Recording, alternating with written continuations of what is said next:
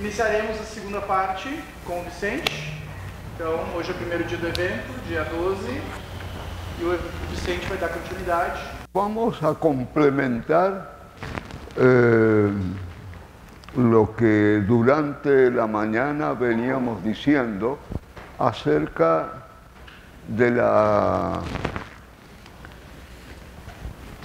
redacción de los escritos de la doctrina secreta, que fue realmente un hecho excepcional y muy trabajoso, excepcionalmente una gran complicación, porque nadie estaba preparado para la coordinación de los diversos materiales que Blavatsky iba redactando día a día, de la mañana a la noche.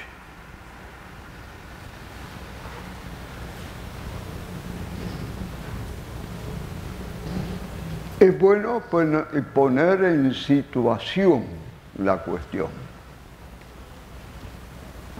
La cuestión era que se tenía que presentar el cuerpo doctrinario básico,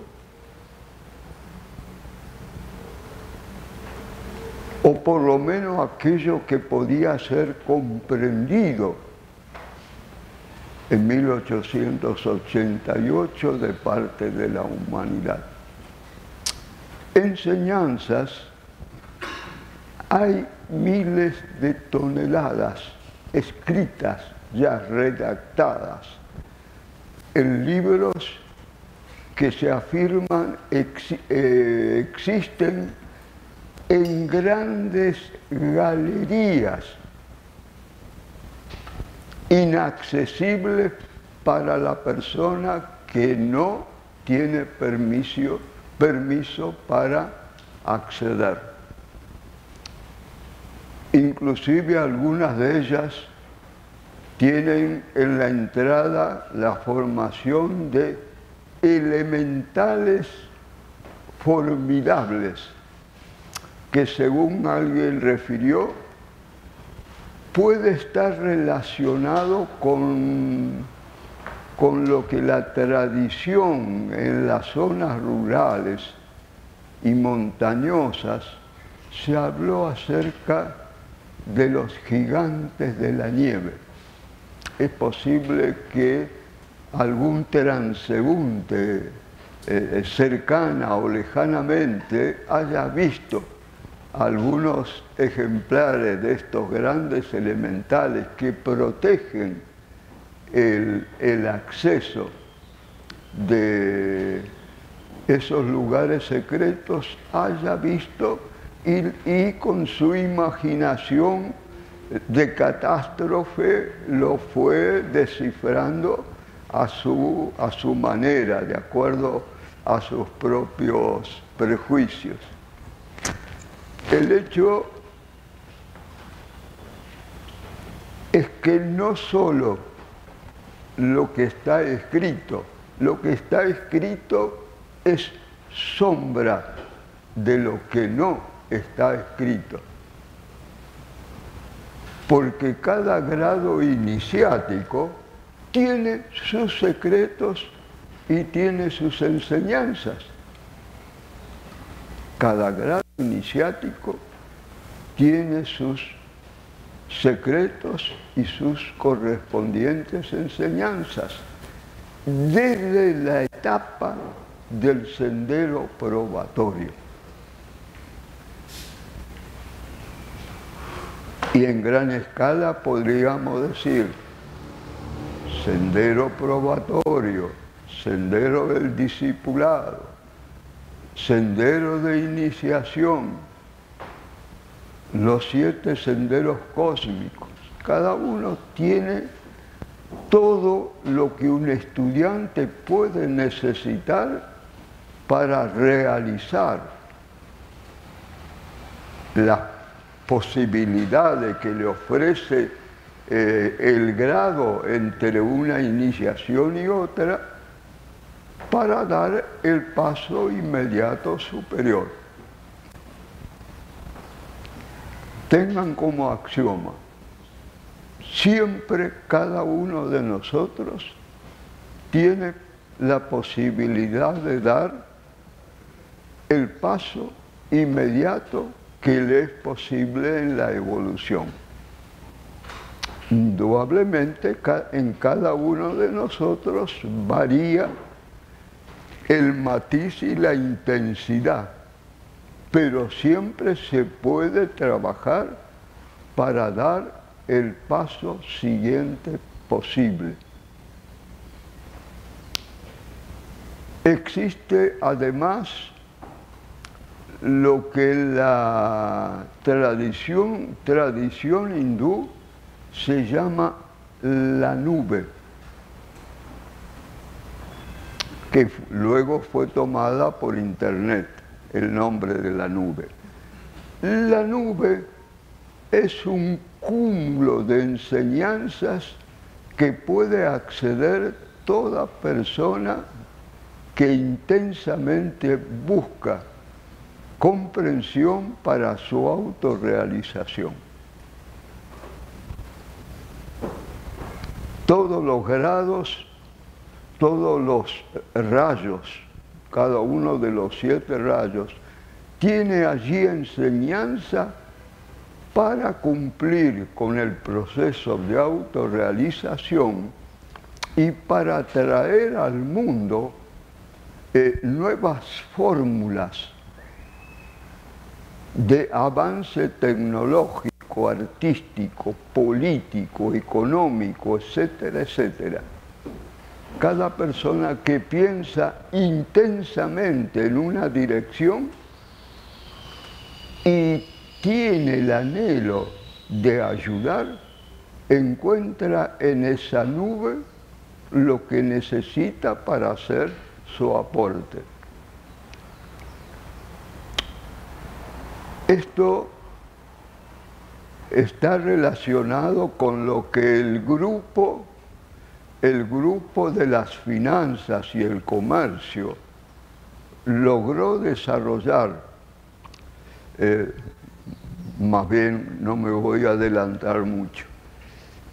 Cada departamento de la vida humana, la ciencia, la política, las artes, son trabajos de la gran fraternidad blanca. Y cada uno de esos grupos, en lo esencial, tienen la misma disciplina que los otros, solo con la variación de los matices por razones de rayo. ¿Por qué me animo a decir esto? Para que ningún grupo caiga en la petulancia de creer que es el primero y mejor.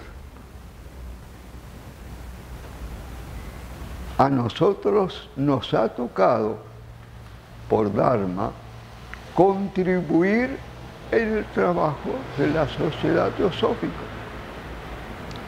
Y es posible que algunos hayan caído en la trampa de hacer una apoteosis del trabajo teosófico por sobre los otros trabajos de la gran fraternidad blanca. Sepan que el que cayó o la que cayó en esa trampa va a tener un regio problema para resolver. Porque cayó en la trampa de la excepcionalidad.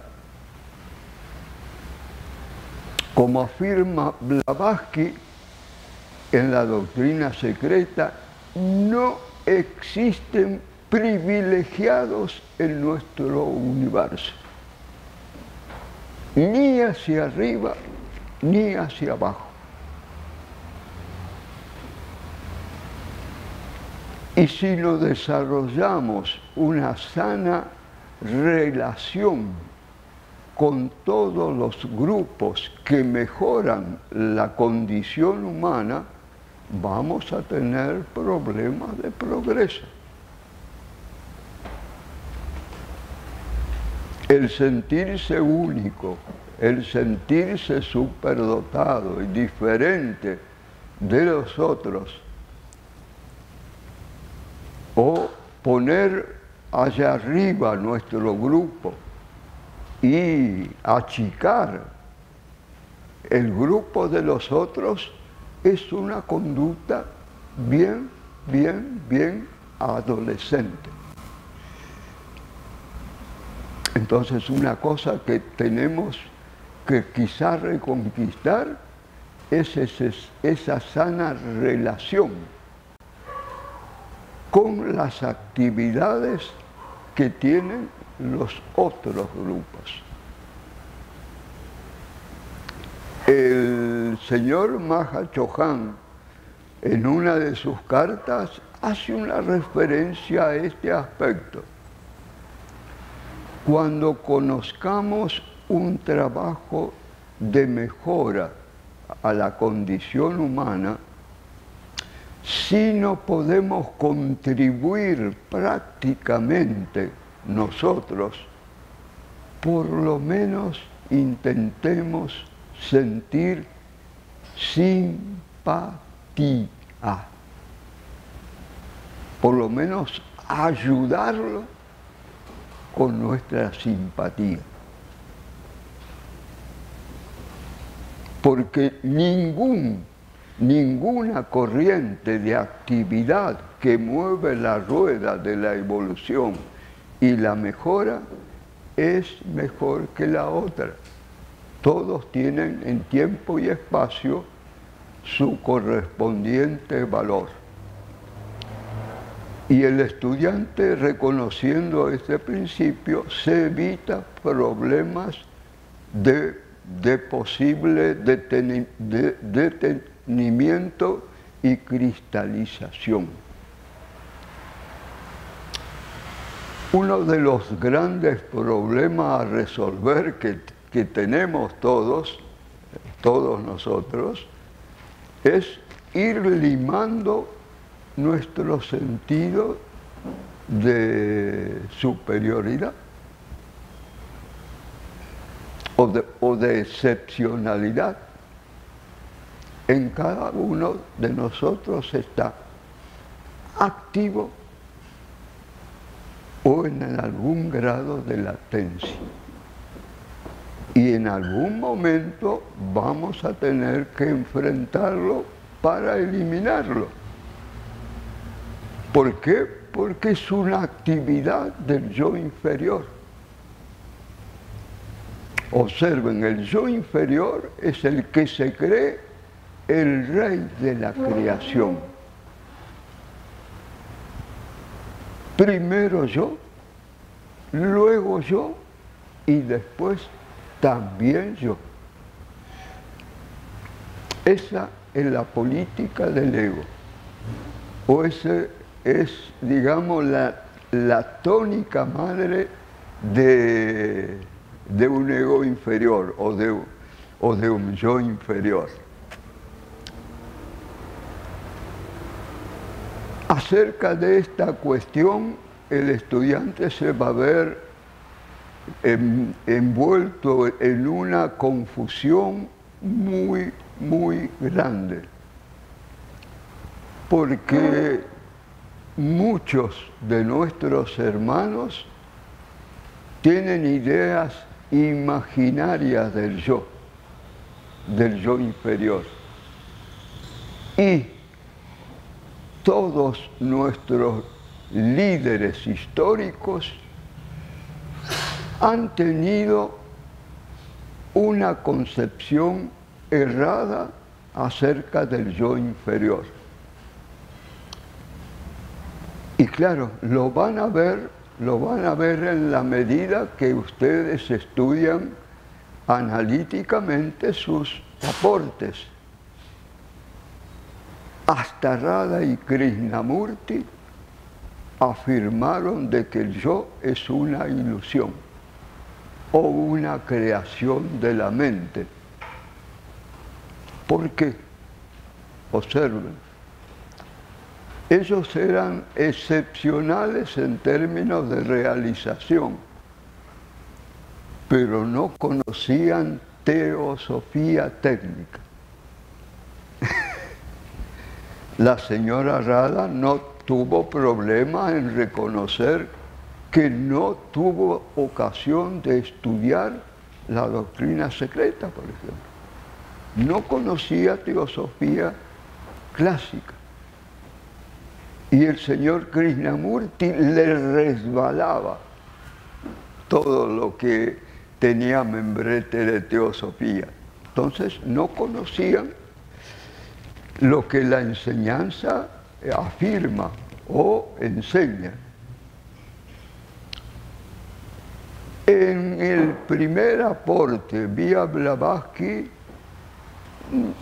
se hace un gran desarrollo acerca de la naturaleza del yo superior,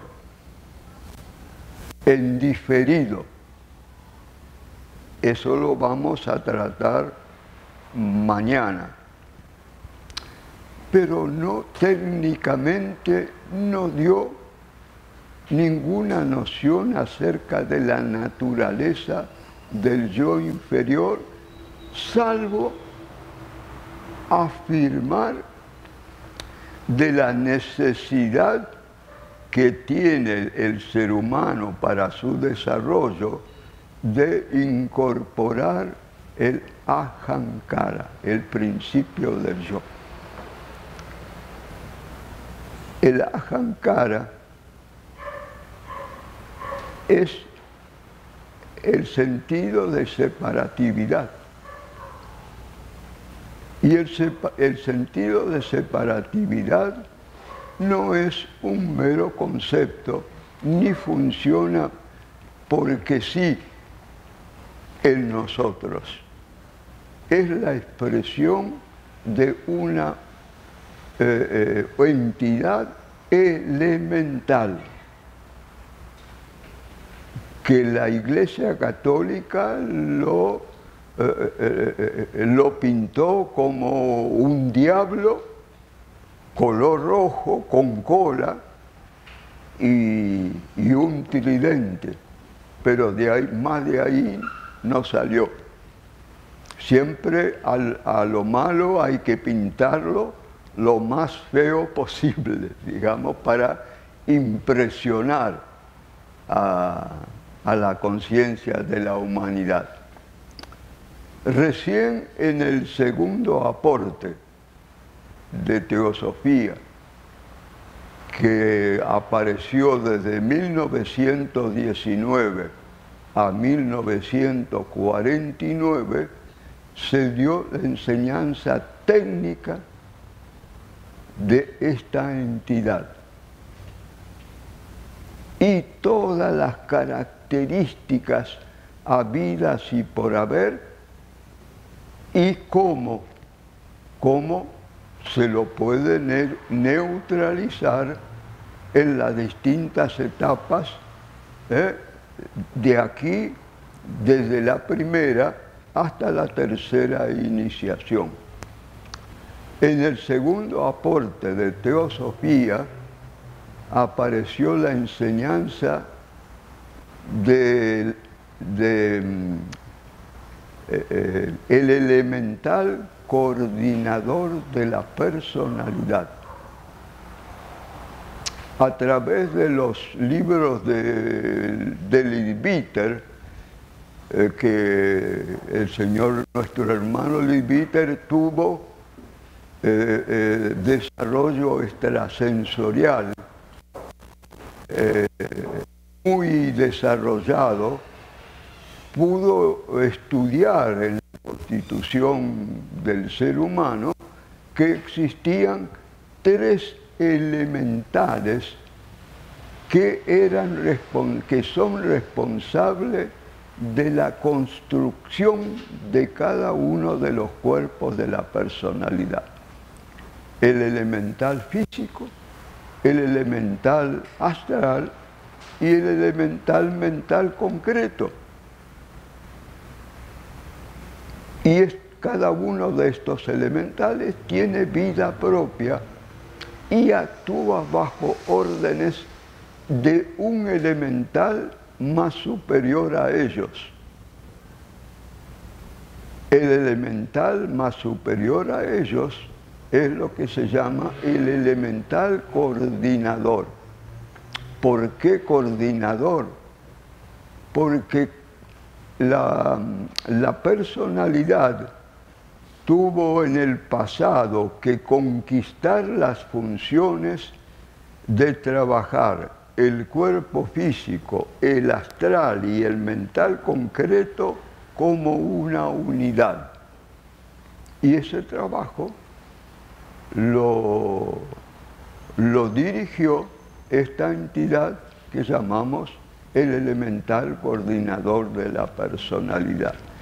Y esta entidad es el yo inferior. Cuando culminamos la cuarta iniciación, contribuimos en que este elemental coordinador de la personalidad entre en su individualización como deva, como ángel. El elemental coordinador de la personalidad está llamado a seguir la línea dévica. Y es a través de la dirección del yo superior, el ángel solar o Atma, que logra con su sabiduría anular su capacidad de actividad a través del ser humano y llega un momento en que se entrega y colabora con el yo superior. Pero hasta llegar a esta colaboración sufrimos horrores durante el trabajo de autorrealización, porque el yo aprovecha cualquier descuido de la conciencia para activarse y expresarse vivamente a través de la personalidad. Se nos dispara el yo, lo sacaron de las casillas, reaccionó abruptamente.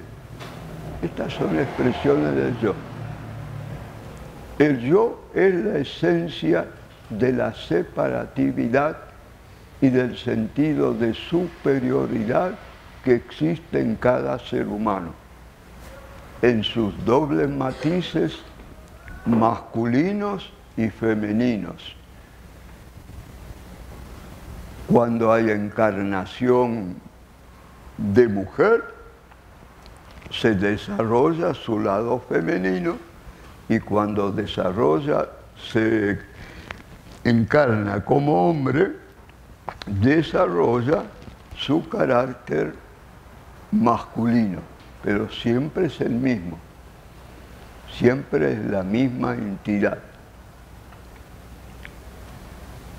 Esta entidad es la suma activa de todas nuestras contrariedades, todos nuestros vicios y todas nuestras aún malsanas tendencias o tendencias instintivas. Observen. Y el trabajo de dominar al yo, de sublimar al yo, se completa con el entrenamiento que va entre la segunda y tercera iniciación. A partir de ahí funciona complementando el trabajo del yo superior.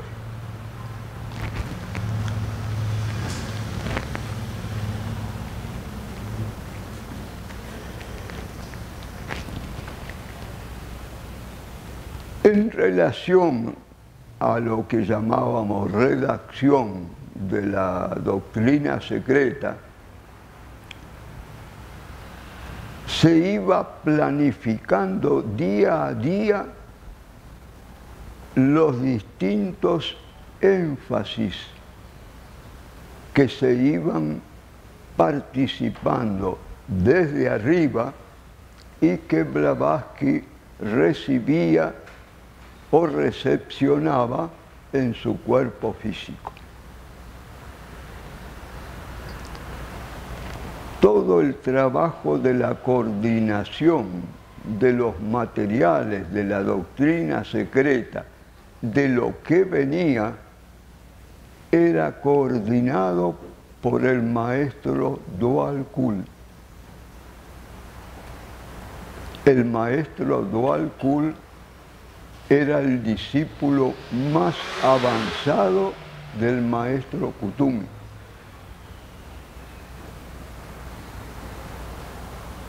Esto no está en los papeles porque no era necesario. Luego apareció la información, digamos. El que no la obtuvo es porque no consultó las fuentes pertinentes, digamos. Los que tenemos hambre y curiosidad de investigar y estudiar, oportunamente conocimos valiosos materiales que, usándolo, aplicándolo, nos permitió lograr algún plus en nuestro avance hacia adelante. Y iba apareciendo el material en distintas formas, a veces telepáticamente, a veces tomaba el cuerpo de Blavatsky, un maestro de sabiduría, y escribía a través del cuerpo de Blavatsky. Otras veces la señora Blavatsky veía clarividentemente, como si fueran en pergaminos, los escritos que tenía que transcribir. Y hubo muchísimas ocasiones en que hizo aporte el que se conoce que es el adepto regente de la India, el Rishi Agastya. El Rishi Agastya no es un funcionario de la Gran Fraternidad Blanca, pero es un colaborador de la Gran Fraternidad Blanca, de gran sabiduría. En la India, hablar del Rishi Agastya es como hablar de Jesús en el cristianismo o de Mahoma en el Islam. Es reverencial. Y hay aportes en la tradición védica que hizo este Rishi regente, que dirige a largo plazo el desenvolvimiento de la India colectivamente. Cada nación, cada raza, cada pueblo, cada localidad tiene un regente. Y la Iglesia Católica copió esto, haciendo que sus santos, que los santos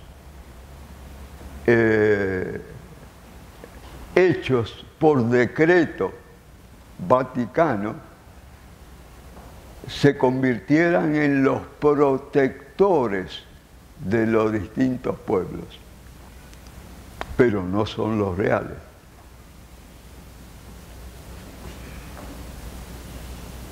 Más bien es un poco jugar a que el protector de un país sea la personalidad que la Iglesia decretó. Es simplemente una intención, pero en los mundos internos hay un deva o un adepto que tiene a cargo un gran país o una raza o un continente o una isla o una pequeña localidad. Pero la jerarquía real, la entidad real, no la entidad imaginaria que un grupo humano puede nombrar a tal fin, digamos, ¿no? De allí que mucha de la imaginería de los distintos grupos religiosos sirve para crear una gran ensalada psíquica de qué es qué y quién es quién.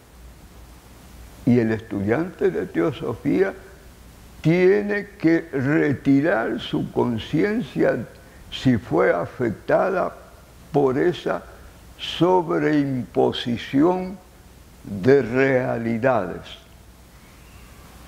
que afecta nuestra conciencia de lo real. A menos que estudiemos todos los textos que hablan de las funciones de la gran fraternidad blanca, en algún sector podemos tener alguna acumulación de superstición que está afectando nuestra percepción de lo verdadero. Y ese trabajo también cada uno lo debe intentar realizar y trabajar con los hechos, no con la imaginería. Es decir, toda distorsión, toda falsedad decretada como válida debe ser detectada y eliminada de nuestro cuerpo áurico. El mayor problema que tiene el estudiante en su trabajo hacia adentro es abrirse camino limpiando el terreno de todo lo que bloquea, de todo lo que obstruye, de todo lo que bloquea. De lo contrario, se queda en la puerta de todo. Y ese trabajo cuesta mucho. Desaprender cuesta horrores. Y quizás nos lleve varias vidas intentándolo, si es que no traemos pasado en esa dirección, trabajo hecho en esa dirección. El ir redactando una montaña de escritos y luego se tenía el problema de la coordinación.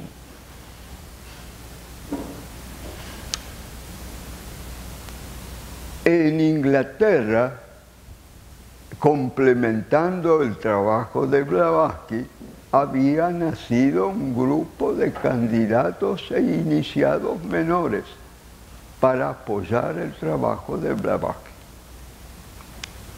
Cosa que no ocurrió en Adyar. Yo le voy a referir un hecho muy fuerte que no todos conocen. Blavatsky se tuvo que ir de Adyar porque no encontró apoyo de los iniciados que vivían en la India. Y hasta el mismo Zubarrao, cuando se enteró de que Blavatsky iba a incorporar la existencia de los maestros de sabiduría, también se retiró. ¿Por qué? Porque los tabúes de casta predominaron por encima de la comprensión teosófica. Por ejemplo, en la casta brahmánica queda prohibido hablar de senderos y hablar de maestros de sabiduría y de la gran fraternidad blanca. Pero esta restricción fue impuesta allá lejos y hace tiempo, y se perpetuó hasta el día del presente, cuando ya la gran fraternidad había resuelto abrir la boca en esa dirección.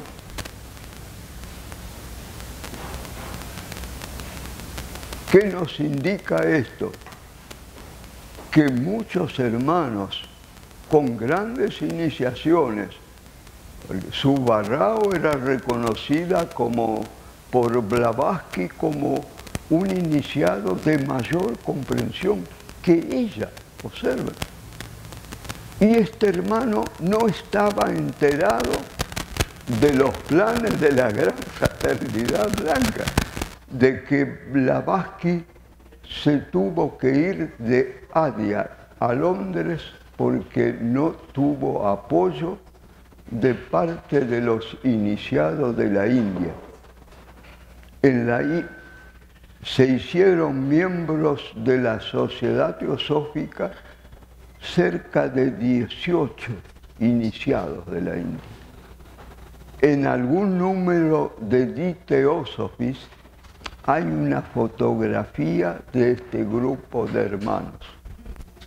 Aquellos que quieran conocerlos, por lo menos visualmente, pueden acudir a ese número. Lastimosamente no lo tengo memorizado, pero está en las traducciones que se hicieron al español de The Theosophies. Yo tuve ocasión de ver esa fotografía. Y se radicó en Londres, donde encontró apoyo incondicional. Estaban al servicio de Blavatsky todo lo que era necesario.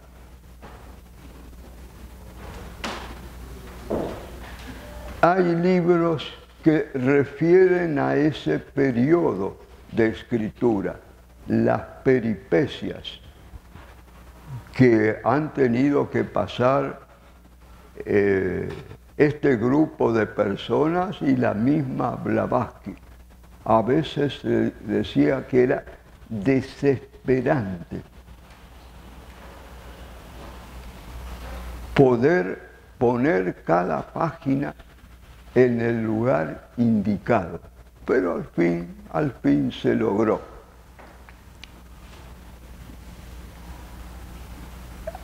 Había ausencia de un plan para escribir, para la redacción final de los materiales. Y para este plan se ofreció Sinet, se ofrecieron otros, y al final vino un plan vía el maestro de Blavatsky, el señor M.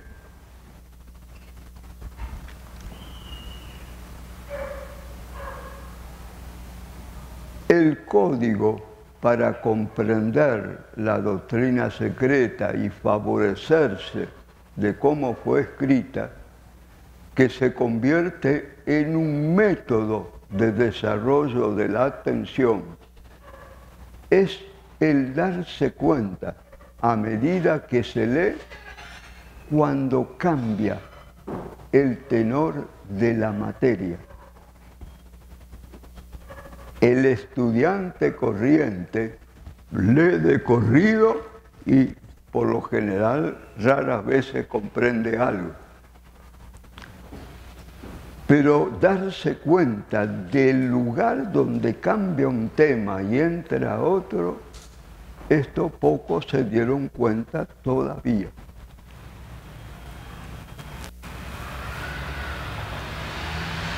Y esta codificación fue empleada para que toda persona que le intente leer o estudiar la doctrina secreta, al mismo tiempo se favorezca de entrenamiento mental, de entrenamiento de la atención.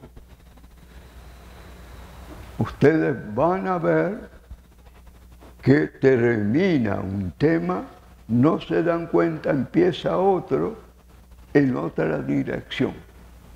Y siguen leyendo como si fuera lo mismo. Cuando hay que parar y buscar luego dónde recomienza. Esto lo vamos a tratar más bien en la última parte, que es lo que corresponde. Esto es para que aquellos que dicen que la doctrina secreta es una ensalada temática, tengan la lección que se merece.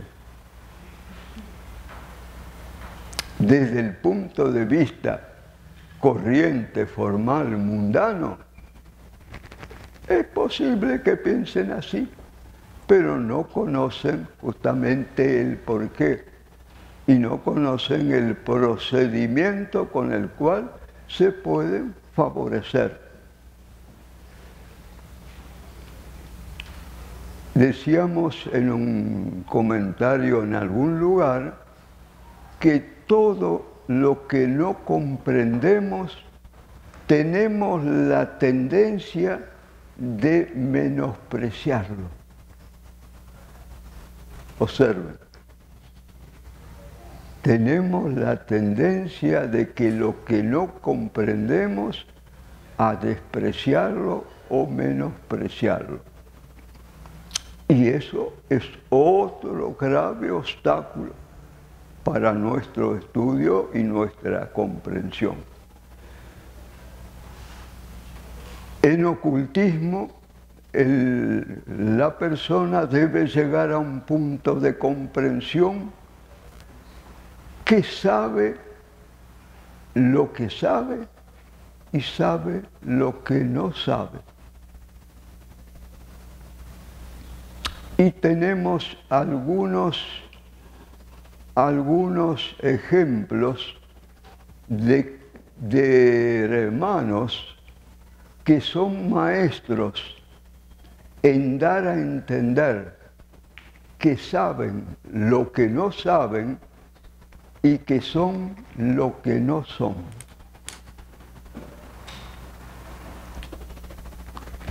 ¿Se entendió la cuestión? No es un mero juego de palabras. Es otro adorno que algunos hermanos tienen y que funciona activamente en nuestros miembros. Esa gente, con ese sector, con el tiempo, se convierten en espanta nuevos miembros. Porque en la relación la persona se delata realmente como es y se delata realmente lo que sabe. De allí que cualquier modalidad o grado de presunción limita la capacidad teosófica de progresar. Hay todo un mundo a descubrir de pequeñas y grandes limitaciones que tenemos en nuestro equipo áurico, que constituyen los obstáculos y bloqueos para nuestra autorrealización. Nos tenemos que convertir en psicólogos de nosotros mismos si queremos progresar. De allí la necesidad de estar atento acerca de cómo vivimos, qué decimos, qué sentimos, qué pensamos, y darle a ese qué pensar, qué sentir y qué obrar impregnación teosófica.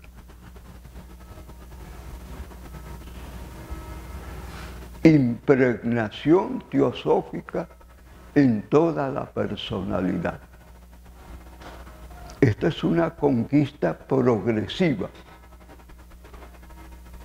Pero si no avanzamos en esta conquista, siempre permanecemos en algún u otro grado de la posible mediocridad.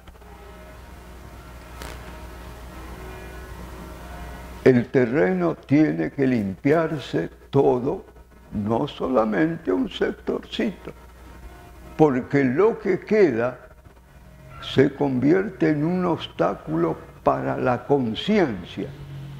Observen, hasta la cuenta kármica pendiente, positiva o negativa, se convierte en un obstáculo para la comprensión y la realización. El señor Krishnamurti, hace mucho tiempo, tenía el mérito y la realización de que se le otorgue las 3 primeras iniciaciones. Tenía el mérito y las condiciones. No ocurría porque tenía un karma de una muerte, no ejercida por él, sino por una vida confusa en la cual él quedó desde el punto de vista de las apariencias como el autor. En la vida anterior a la última, el señor Krishnamurti pagó esa deuda. Inclusive tuvo la visita en las horas anteriores a su muerte de su maestro, lo puso al tanto de la situación y la cosa fue más comprendida, menos dolorosa, digamos, de uno saber que era inocente, pero que el registro estaba en contra de él. Y en esta vida, en pocos años, logró la primera, la segunda y la tercera iniciación. Un récord, dirán ustedes, no. Desde el punto de vista real, no. Si no era por este karma, él habría logrado las distintas iniciaciones en diferentes vidas. No en una sola, pero como ya tenía el mérito, se prestó a eliminar todas las escorias de la personalidad en crudo y en directo. En el libro Los años del despertar se refiere a esa etapa de su entrenamiento en que los que ayudaban a Krishnamurti o protegían cuando Krishnamurti caía en esos estados, dice que el cuerpo físico saltaba de dolor del suelo 50 centímetros.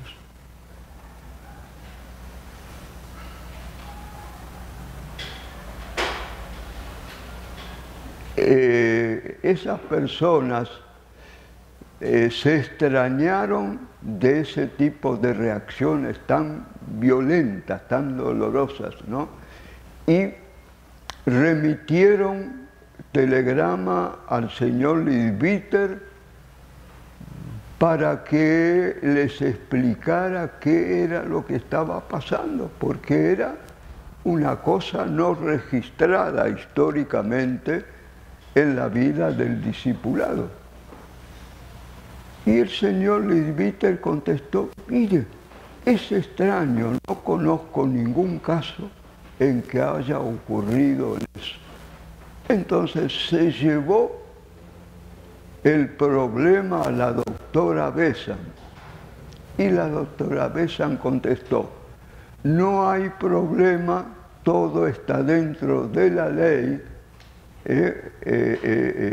hagan su parte y sigan adelante.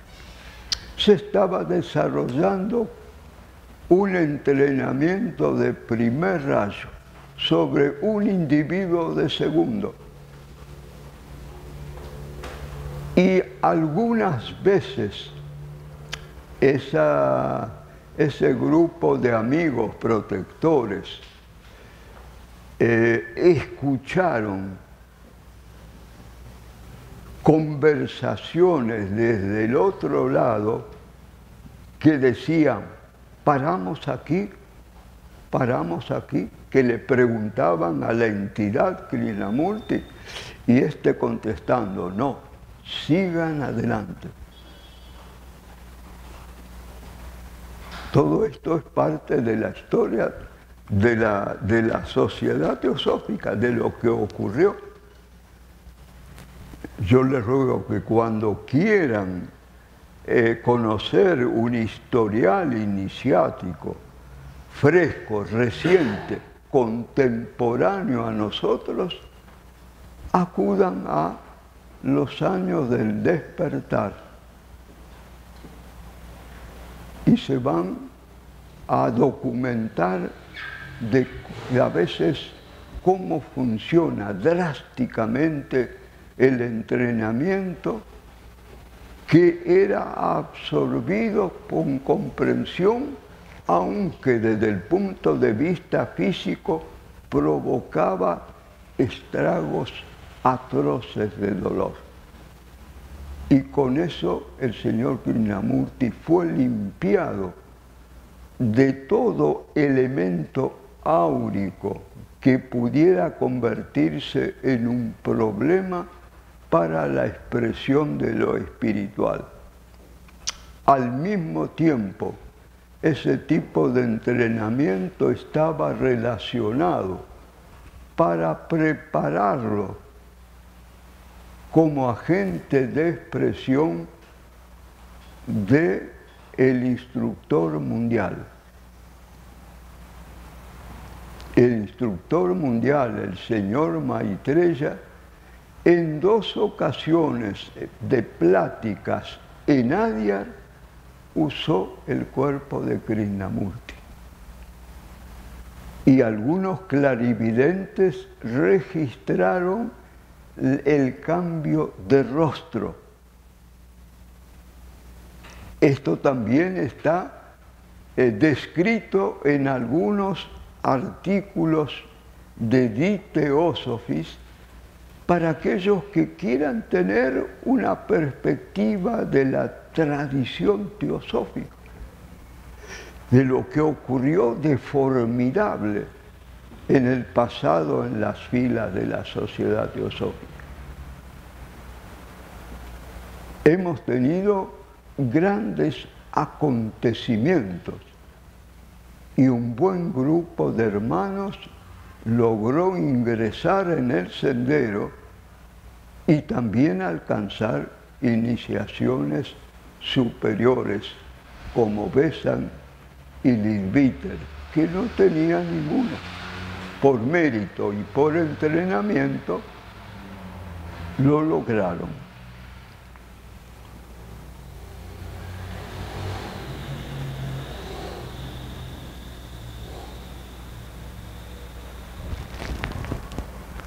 Yo preparé como aporte diferencial para esta fase de la doctrina secreta, extractando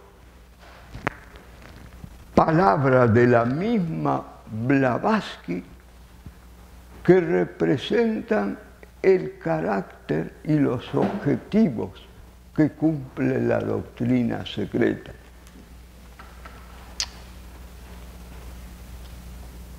El carácter de una obra precursora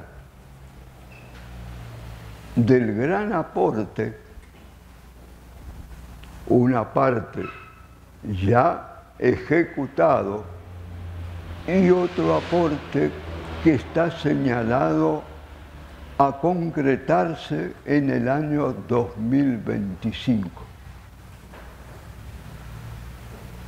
Una de las enseñanzas nuevas que tenemos es que la Gran Fraternidad Blanca programa un aporte para el primer cuarto de cada ciclo.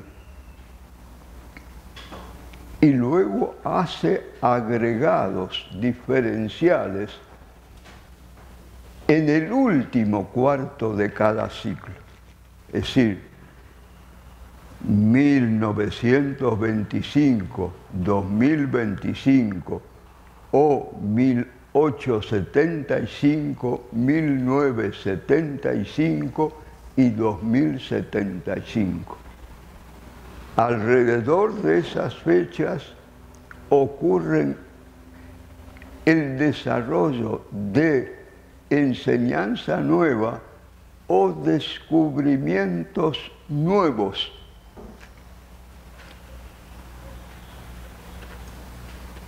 Algunos quizás tengan memoria de cuando apareció todo este desenvolvimiento en el campo de las comunicaciones y la invención de Internet.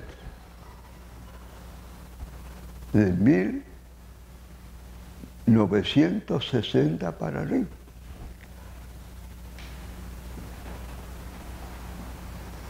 El problema, quizá algunos esperaban otra cosa. El aporte fue en el campo científico. Porque la Fraternidad Blanca no programa sus actividades en relación a nuestras perspectivas, sino en relación a lo que es útil, necesario y posible en cada tiempo. Entonces fue anunciado ya al final del segundo aporte que va a haber un tercero y final para recorrer inteligentemente la vivencia y la convivencia planetaria durante los 2160 años que dura la era de Acuario. Indudablemente que va a haber aportes diferenciales que hace todo iniciado que despierta a la vida de los mundos internos, que va ampliando la perspectiva, complementando lo que ya está escrito. Recuerden que todo aporte real de la Gran Fraternidad Blanca nunca está en contradicción con el anterior. Cada aporte de la Gran Fraternidad Blanca complementa y amplía lo ya dado.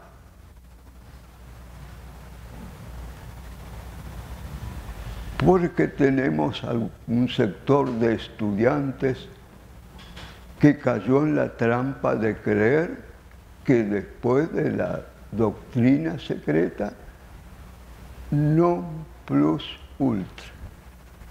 Y no es así. No es así. En el cuarto tomo de la doctrina secreta, Blavatsky dice en una frase corta: la investigación de la verdad no tiene fin. La revelación de la verdad tampoco tiene fin. De allí que el que cayó en la trampa de ponerse como techo la doctrina secreta va a pagar sus consecuencias de falta de avanzar, de favorecerse con lo que viene después. Esto es lo que vamos a documentar con esta pequeña investigación que yo hice, independientemente de lo escrito acerca de ello con anterioridad.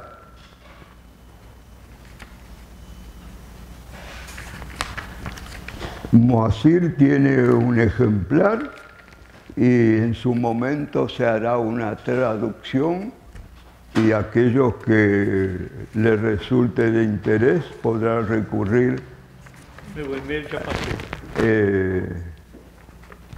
No se precipiten, no lo atosiguen vamos a decir, esperen, den tiempo a que se pueda hacer la traducción.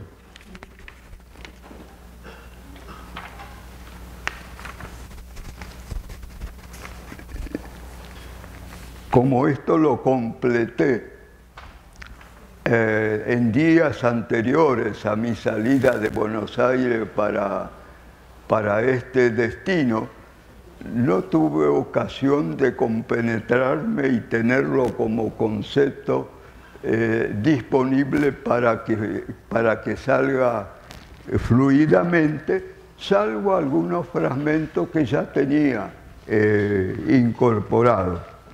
Dice, ¿qué es la doctrina secreta?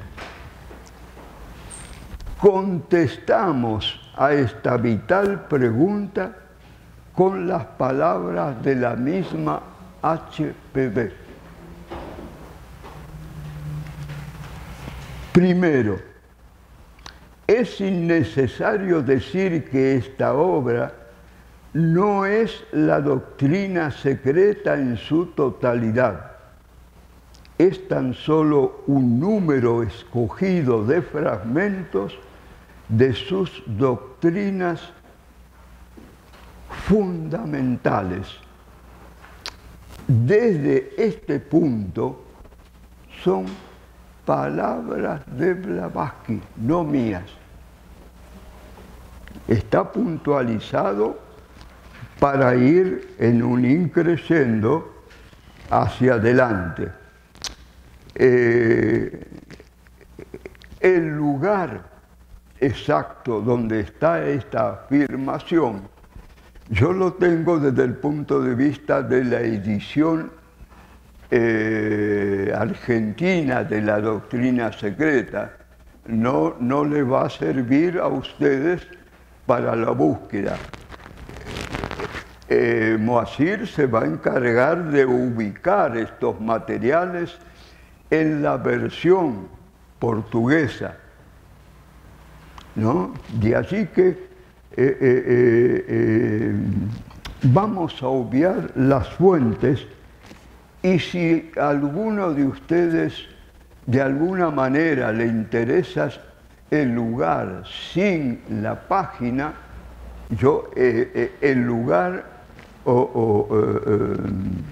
sea el prefacio, sea el proemio del primer tomo o si es de un tomo particular, se lo puedo transmitir, pero el número de página no le va a servir porque en la traducción de una obra, una página puede estar,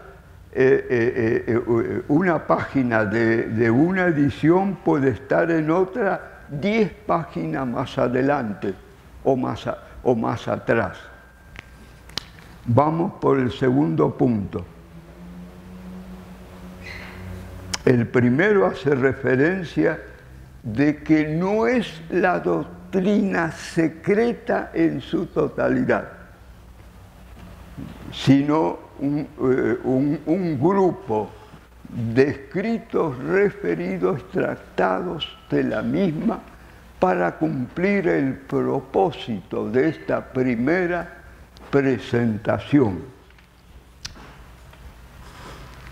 Pero, dice, sigue el punto segundo, quizás sea de desear la declaración inequívoca de que las enseñanzas contenidas en estos volúmenes, por incompletas y fragmentarias que sean, no pertenecen de modo exclusivo ni a la religión hindú, ni a la de Zoroastro, ni a la caldea, ni a la egipcia, ni al budismo, ni al islamismo, ni al judaísmo, ni al cristianismo. La doctrina secreta es la esencia de todas ellas, habiendo salido todas ellas los distintos sistemas religiosos, los retrotraemos a su elemento original, del cual todos los misterios y dogmas se han desarrollado para venir a materializarse.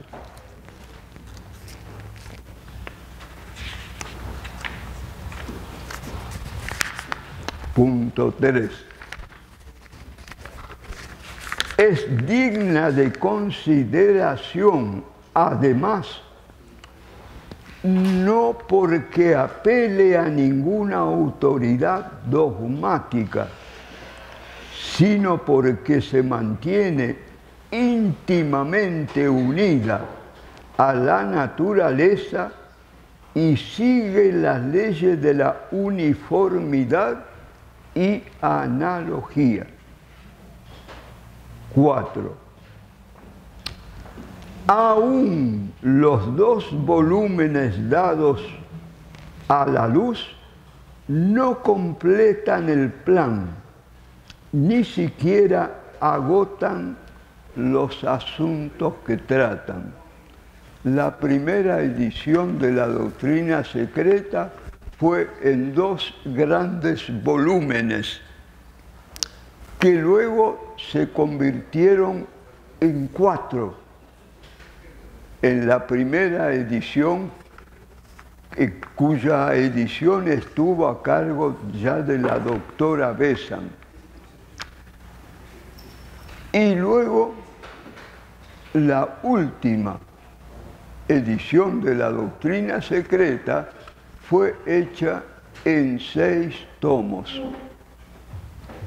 Primero fue de 2, los 2 se fragmentaron en 4 y luego fueron agregados el 5º y el 6º tomos con materiales que la señora Blavatsky había reservado exclusivamente para la sección esotérica.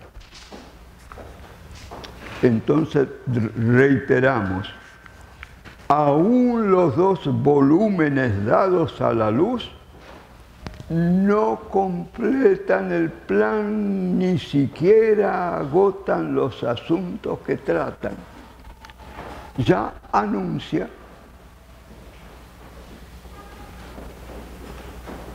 de que hay para agregar en algún momento histórico. Quinto, si los presentes volúmenes son recibidos de un modo favorable, no se perdonará esfuerzo alguno para completar la obra. Sexto,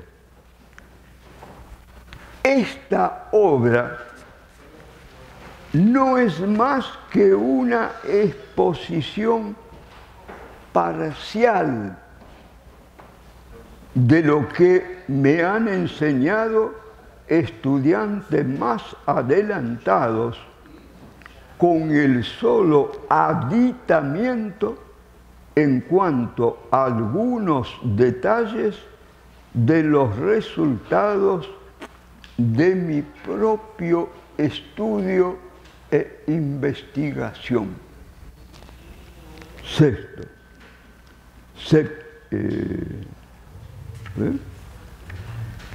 las verdades exhibidas en la obra del señor Sinnet han cesado de ser esotéricas